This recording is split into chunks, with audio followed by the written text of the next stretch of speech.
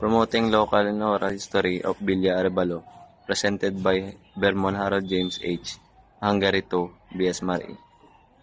What we'll discuss: brief history of the town, significant people and local heroes, geography and culture. Brief history of the town. Villa de Arevalo.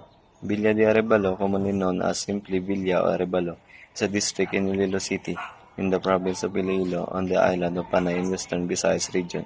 In the Philippines, one of the notable landmarks in Arevalo is the Archdiocesan Shrine of Santo Niño de Arevalo, which houses Santo Niño de Arevalo, the third oldest Santo Niño, infant Jesus, image in the Philippines. Arevalo is often referred to as the flower capital of Iloilo due to abundance of potted plants, flowers, bouquets, and wreaths available for purchase.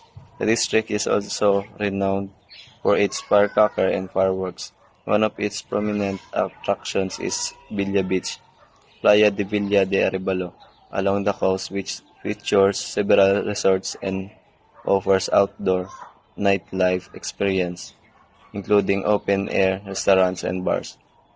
Kaminya Balay nga Bato, a 19th century heritage house. Kaminya Balay nga Bato, formerly known as the Advancenia Ancestral House, is a heritage house and restaurant in Arevalo, constructed in 1865.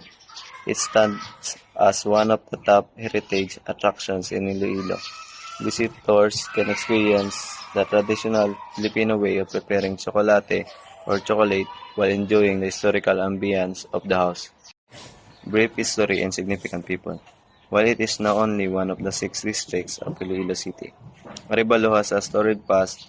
Once the seat of the Spanish government in Panay Island, it was established in 1581 by the 4th Governor-General of the Philippines, 1580 to 1583.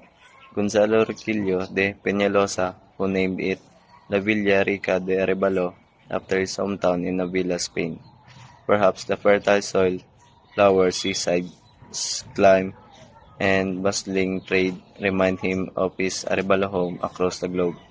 Prior to Arevalo, Hugtong or Oton was the seat of government for both Panay and Negros for a little over a decade.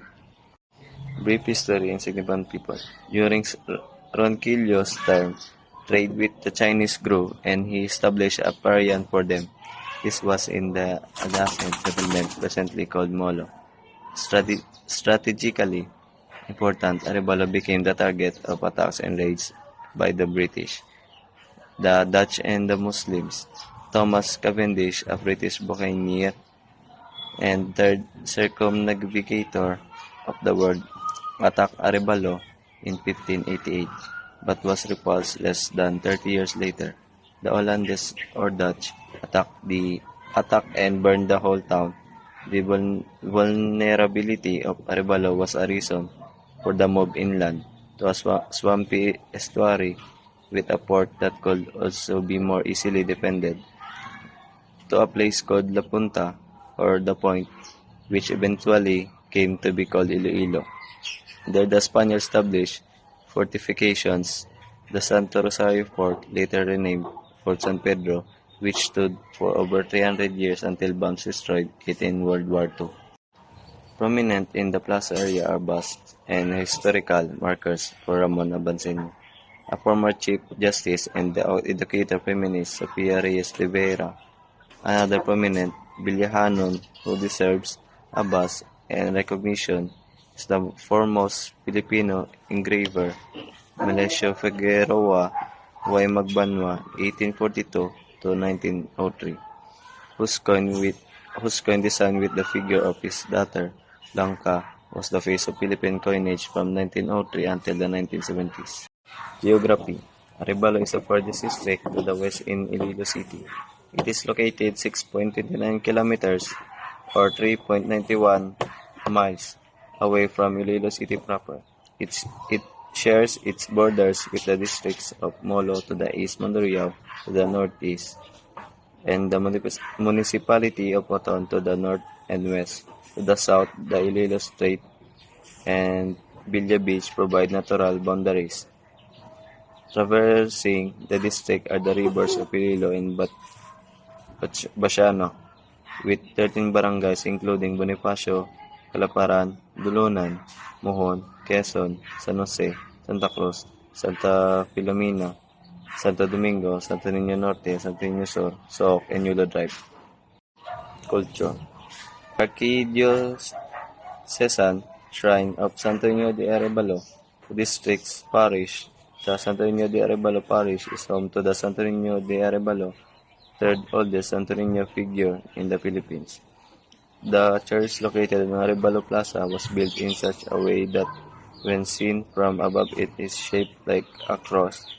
Adjacent to the church is the Arevalo Convent, a heritage building in a Spanish colonial design. Presiding parish priest is Rev. Father Jose Gerardo Clasico Nofabel. Culture. Arevalo Town Fiesta. In January, Arevalo celebrates its town fiesta in honor of the Santo Niño.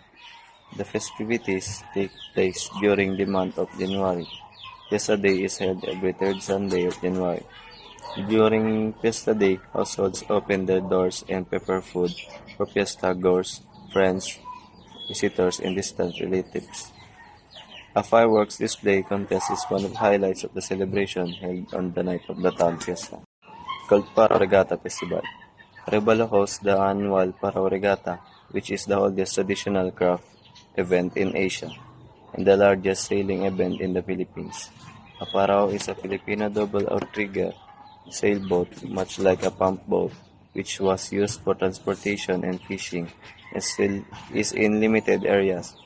The main event is the Parao boat race along Iloilo Strait and also showcases Pintalayag, a sail painting contest, Forma Balas, sun sculpting, Pintawo, a body painting contest, Miss Parao Regatta, a local beauty pageant, Samba de Regatta, music, and Mardi Gras contest, Looks by the Sea, a pyrotechnic exhibition, beach volleyball, and photo competition.